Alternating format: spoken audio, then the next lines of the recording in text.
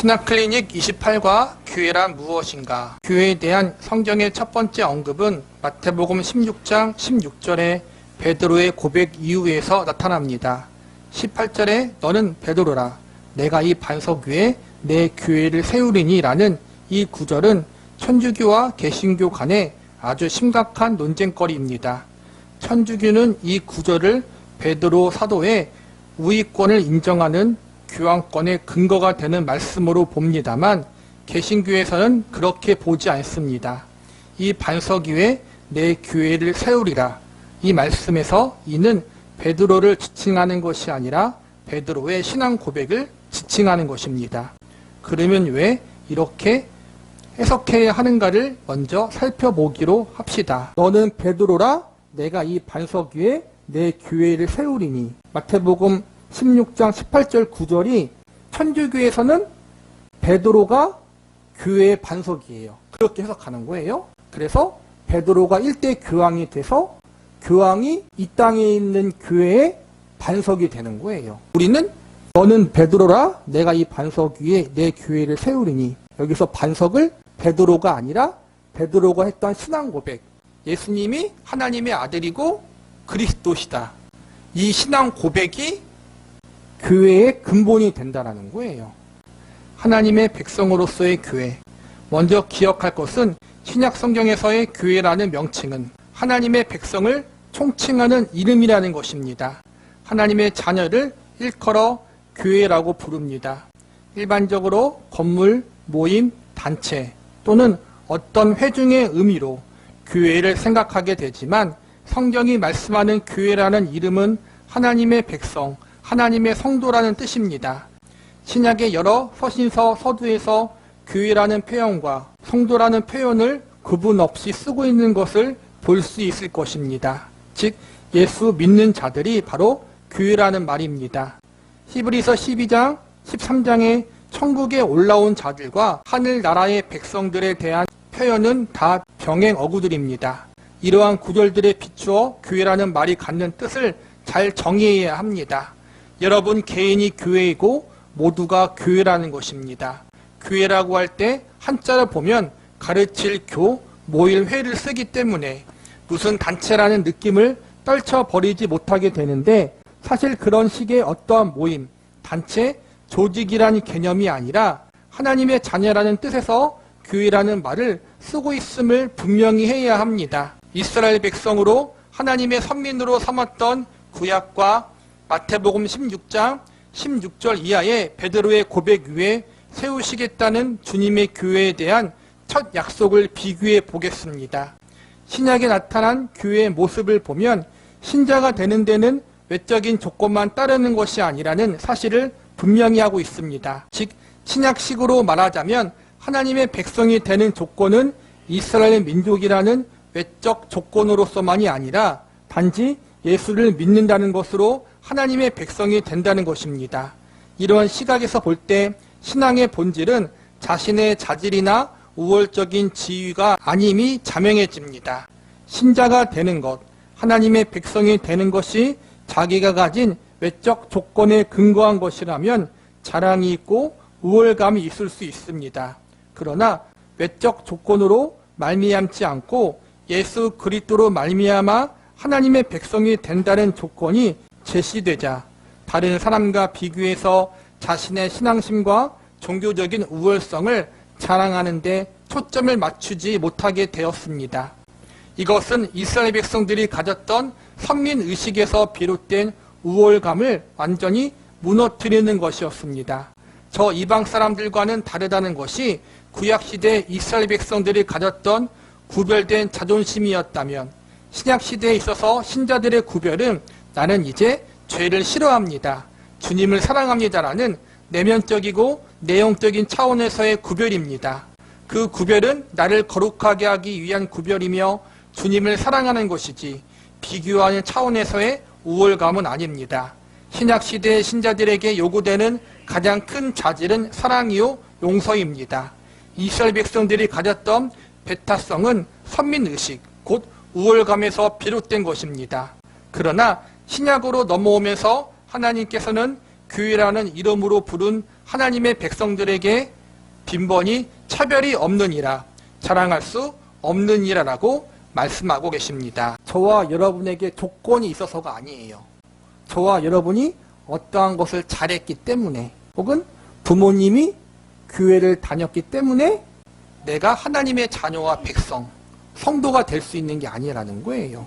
전적으로 하나님의 은혜고 예수님의 대속의 공로로 말미암은 것이기 때문에 우리가 우리의 구원에 대해서, 우리의 신분에 대해서 자랑할 수 없다라는 거예요. 나 스스로를 자랑할 수 없다. 구약의 이스라엘 백성들은 자기가 하나님의 백성, 선민이었다라는 조건을 뭘로 찾았어요? 자기의 핏줄. 나는 아브라함의 자손이다. 혹은 율법을 행하고 지키는 것. 대표적으로 할례를 행하는 것. 그것이 조건이 되었다는 거예요. 그게 자랑이었다는 거예요. 그들에게 있어서. 그런데 신약시대에 들어서 이제는 예수님이 그 조건이 구원의 조건이 아니라 예수님을 믿는 믿음이 조건이 되는 것. 예수님으로 말미암아 하나님의 자녀와 백성이 될 수 있었기 때문에 우리는 우리 자신의 그 어떠한 것을 자랑할 수 없고 오직 예수님의 십자가만 자랑할 수 있게 되었다. 이게 성도의 신분의 정체고 교회의 정체라는 거예요. 교회는, 성도는 어떠한 다른 것을 자랑하거나 어떠한 것을 드러내는 것이 아니라 하나님의 은혜와 예수님의 십자가와 그분의 사랑을 드러내는 존재가 되어야 해요. 성도들의 영광의 자리, 교회. 그렇다면 왜 하나님께서 교회를 만드셨습니까? 이 문제를 푸는 데 있어서 하나님의 창조의 궁극적인 목표가 무엇인가부터 살펴보는 것이 바람직합니다. 왜냐하면 교회의 역사도 하나님의 창조 계획 속의 일부이기 때문입니다. 에베소서 1장에서 사도 바울은 하나님의 창조의 궁극적인 목표와 그 지극하신 계획과 지혜에 대해 우주적인 규모로 서술하고 있습니다. 하나님의 실행 계획에서는 예수 그리스도만이 유일한 출입문이며 그분만이 그 모든 것을 관통하고 결정짓는 유일한 결론이고 열쇠입니다. 하늘에 있는 것이나 땅에 있는 것이 다 그리스도 안에서 통일되게 하라는 것이 곧 하나님의 뜻입니다.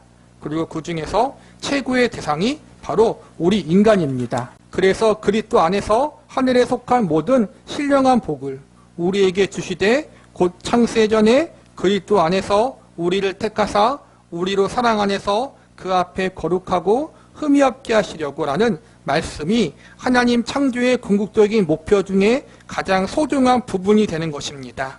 그분은 그 기쁘신 뜻대로 우리를 예정하사 예수 그리스도로 말미암아 자기의 아들이 되게 하셨습니다.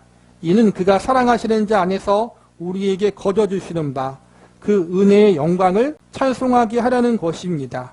즉 하나님의 계획 중 최고의 것은 우리를 영광되게 하는 것입니다. 우리가 거룩하고 흠이 없게 되는 것은 하나님께서 간절히 바라는 바입니다.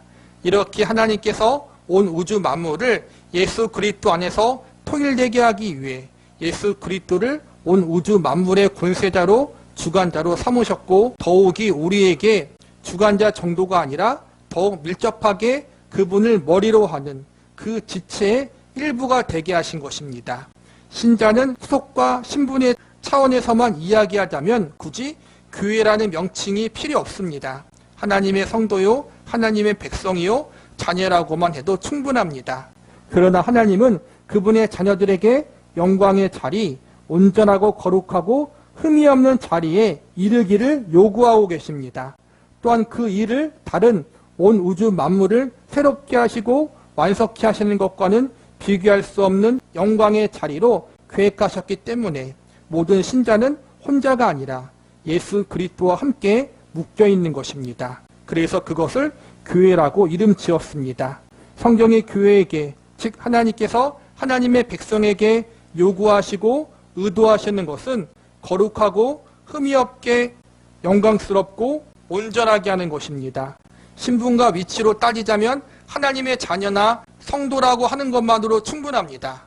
그러나 하나님의 자녀요, 성도라는 것이 우리가 생각하는 신분이나 운명보다 더 영광스러운 주인인가 하는 것을 우리에게 알게 하기 위해 하나님께서는 교회라는 명칭으로 우리를 부르고 계신 것입니다. 우리를 하나님의 백성과 성도요, 그리스도인인 이렇게만 부를 수 있는데 교회라는 말을 신약에서 강조하는 이유는 우리로 하여금 예수님과 묶여있다는 사실을 늘 인식하게 만들기 위해서라는 거예요.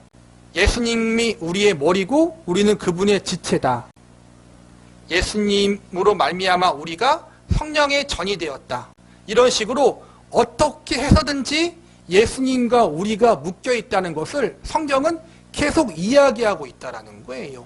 예수님과 우리가 묶여있다는 것을 가장 잘 표현하고 있는 것이 교회라는 단어고 교회라는 용어라는 거예요. 그리고 이 교회라는 용어를 쓴 것, 예수님과 우리가 묶여있다는 것을 강조하는 이유는 예수님으로 말미암아 우리가 영광스럽게 완성될 것이라는 하나님의 계획을 알려주기 위해서라는 거예요. 지금은 아담과 하와 이후 죄로 말미암아 온 우주가 오염되었어요. 파괴되었어요. 그런데 예수님이 다시 오실 그날에 다시 새롭게 돼요. 우리도 마찬가지예요. 우리의 완성도 결국에는 예수님으로 말미암아 이루어지게 된다는 거예요. 그래서 교회라는 말을 계속 쓰는 이유는 예수님과 우리가 묶여있고 하나님의 최종 목적은 예수님으로 말미암아 예수님과 묶여있는 우리를 하나님 보시기에 합당한 존재로 완성시키기 위해서 우리를 교회로 불렀고 예수님과 묶게 하셨다. 그래서 저와 여러분 자체가 하나님의 목적이라는 거예요. 하나님이 원하시는 건 우리 보고 돈 벌어와라, 어떠한 일을 해라, 하나님의 무엇 성취하라, 그거는 일단 두 번째 일이고 우리 자체가 예수님 안에서 영광스럽게 완성되어지는 것, 예수님 안에서 우리가 믿음으로 성숙하고 성화되어지는 것, 하나님 아버지를 더 깊이 알아가고 사랑하고 닮아가는 것, 그 자리에 가기를 원하시는 게 하나님의 첫 번째 목적이에요. 그 목적을 알려주는 게 교회라는 용어라는 거예요. 교회라는 용어. 내가 내 아들 예수의 생명을 너희를 위해서 주었다. 예수의 생명으로 너희를 샀다. 너희가 그 예수와 묶여있다. 그러므로 내가 예수로 말미암아 너희를 영광의 자리로 이끌 것이다. 이것을 알려주는 용어가 교회라는 것이라는 거예요. 저와 여러분을 향한 하나님의 목적, 그것이 교회라는 용어 속에 붙어있다. 그리고 그 목적은 저와 여러분의 영광이고 예수님 안에서의 완성이다. 성경의 목표는 무엇인가? 하나님께서 우리를 궁극적인 목표와 대상으로 삼으시고 우리의 영광, 곧 우리의 온전함을 요구하고 계신다면 신자의 본질과 신앙의 본질로서 우리가 목표로 해야 하는 것은 달라질 수밖에 없지 않겠습니까? 이런 차원에서 성경이 요구하는 신앙의 본질은 결국 무엇인가 하는 것으로 생각을 옮겨보려고 합니다. 마태복음 16장에서 예수님께서 최초 교회를 설립하시겠다는 말씀 뒤에 재미있는 이야기들이 계속 나옵니다. 왜 앞에는 천국에 관한 이야기와 교회를 세운다는 이야기가 있고 뒤에는 죽음에 관한 이야기가 있어야 합니까? 우리를 그분의 자녀로 만드시며 그분의 백성으로 삼는 이 일은 우리식으로 말하자면 예수를 믿는 신앙 고백, 즉 내용적으로 예수님께서 우리 죄를 씻으시며 우리를 죄악에서 구출하사 하나님의 자녀가 되게 하신 예수님의 대속적 죽음을 근거로 해서 가능합니다. 그러나 바로 이 일에 베드로는 실패합니다. 베드로가 예수를 붙들고 항변하여 이르되 주여 그리 마옵소서, 이 일이 결코 주께 미치지 아니하리이다. 아직까지도 베드로는 예수님께서 죽으심으로 말미암아 우리 인류를 죄의 권세에서 해방하여 하나님의 자녀가 되게 하신다는 사실을 깨닫지 못하고 있는 것입니다. 주를 위해서 우리가 무언가 할 일이 있다는 생각에서 벗어나지 못하고 있습니다. 이런 생각은 많은 신자들이 지금껏 실패하는 이유 중 하나입니다. 신앙이란 것이 주를 위해 무언가를 하는 것이냐 아니면 우리에 관한 문제나, 이것은 끊임없이 일어나는 교회론의 큰 질문거리입니다. 베드로 자신도 그렇습니다. 베드로는 그가 주를 위해서 할 일이 있을 뿐 그 자신의 무언가가 씻겨 나가야 한다고는 생각지 않습니다. 그는 이미 주를 따르는 제자이기 때문에 이제 제자된 자의 도리로서 자신이 스승을 위해서 무언가 할 일이 있다고 생각합니다. 스승이 나에게 무언가 해줄 일이 있으리라고는 기대하지 않습니다. 거룩하고 흠이 없고 영광된 자리로 우리를 부르신 부름이라는 데에 대한 상상이 없는 것입니다. 이것이 베드로로 하여금 이 일이 결코 주께 미치지 아니하리이다라는 고백을 하겠습니다. 이 말은 내가 나서서라도 예수님께 그런 일이 일어나지 않도록 하겠습니다라는 뜻이 포함되어 있습니다. 그랬더니 예수님께서는 사탄아 내 뒤로 물러가라. 나는 너를 넘어지게 하는 자로다. 내가 하나님의 일을 생각하지 아니하고 도리어 사람의 일을 생각하는도다 라고 공박하셨습니다. 이런 의미에서 성경이 말하는 신자의 본질은 뜻밖에도 우리에게 무엇을 하라는 것이 아닙니다. 어떤 변화를 가지라는 것입니다. 신앙은 행함에 관한 문제가 아니라 됨에 관한 문제입니다. 이것을 좀 더 분명히 하기 위해 마태복음 7장을 보겠습니다.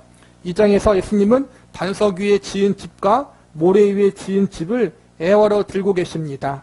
일반적으로 생각하는 것처럼 이것이 말씀을 듣고 실천한 자와 실천하지 않은 자의 비유라면 기초를 대조할 것이 아니라 집을 대조해서 한 사람은 집을 짓고 한 사람은 집을 짓지 않았다고 이야기해야 합니다.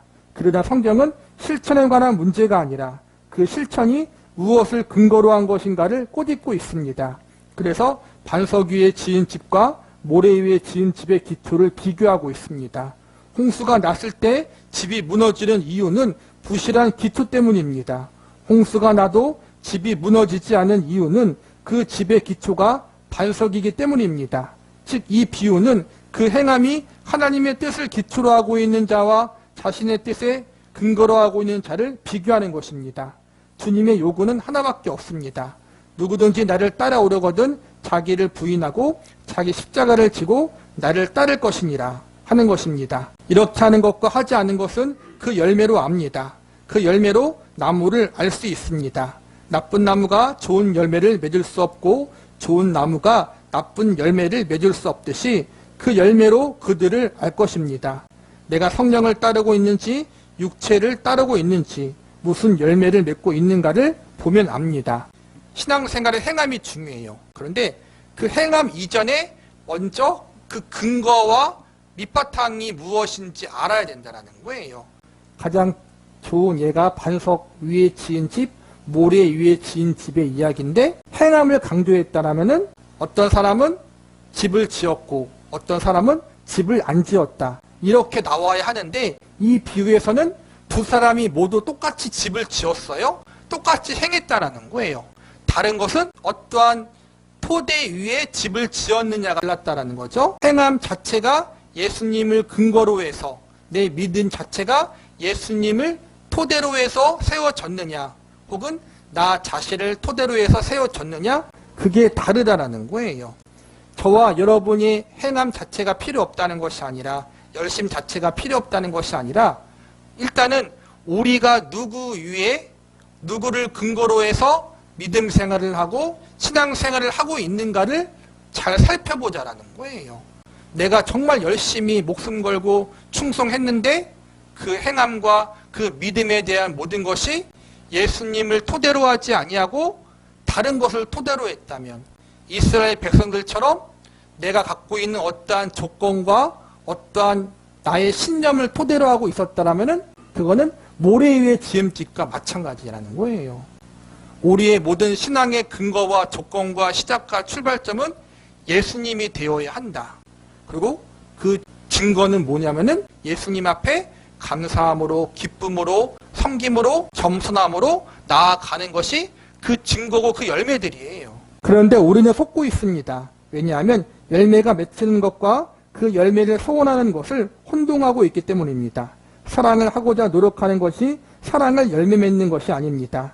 주를 섬기고자 하는 마음이 주를 섬기고 있는 것은 아닙니다. 겸손하고자 목표를 세운 것이 현재 겸손한 것이 아닙니다. 신자의 본질이나 신앙의 본질은 내가 기독교적인 열심을 갖고 있고 주를 위해 어떤 일을 하는 것이 아니라 무엇을 하든지 그것에서 성령의 좋은 열매가 나와야 한다는 것입니다. 신자된 본질과 신앙의 본질을 확인할 수 있는 것은 그가 얼마나 기독교적인 업적을 남겼느냐가 아닙니다. 행함에 관한 문제가 아닙니다. 무슨 일에서나 신자된 합당한 자질과 인격과 성품으로 하느냐의 싸움인 것입니다. 성경은 우리를 목표로 하고 있습니다. 여러분의 성경이 우리의 성품, 우리를 완성하는 것, 우리를 영광스럽게 하는 것을 목표로 하고 있다는 것을 늘 기억하십시오. 그것이 교회의 목표이고 교회의 본질이며 하나님께서 의도하신 바입니다. 그것을 알 때 우리가 이 교회에서 무엇을 어떻게 해야 할 것인가를 올바로 생각하게 될 것입니다. 내 믿음의 근거와 신앙의 출발점이 예수님으로 되어 있는 사람들의 열매가 무엇이냐 하면 내가 예수님의 성품과 인격을 닮아가는 것으로 우선 나온다라는 거예요.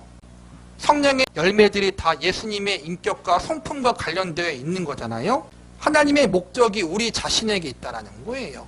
우리 자신을 통해서 하나님이 어떠한 큰 일을 세상에 이루려고 하는 것이 아니라 저와 여러분 자신이 하나님 앞에 더 깊이 나아가는 것, 닮아가는 것, 예수님을 닮아가는 것, 그게 목적이라는 거예요. 1차적으로.